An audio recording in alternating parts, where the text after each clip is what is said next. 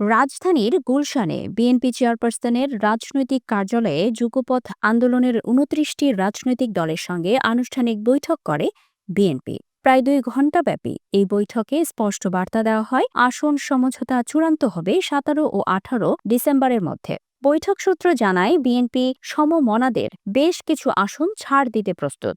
তবে শুধু আসন ছাড়লেই হবে না, প্রার্থীদের জিতিয়েও আনতে হবে। প্রতিদ্বন্দ্বী দলের প্রার্থী, সংশোধিত আরপিও এবং মাঠ পর্যায়ের বাস্তবতা বিবেচনা নিয়েই আসন ছাড়ার সিদ্ধান্ত হবে। বড় বা সিনিয়র নেতা হলেও যাদের নির্বাচনে জয়ের সম্ভাবনা কম, সরকার গঠিত হলে তাদের জন্য রয়েছে বিকল্প পরিকল্পনা। সংসদের উচ্চকক্ষ সহ রাষ্ট্রের গুরুত্বপূর্ণ জায়গায় তাদের অন্তর্ভুক্ত করার আশ্বাস দেওয়া হয়েছে।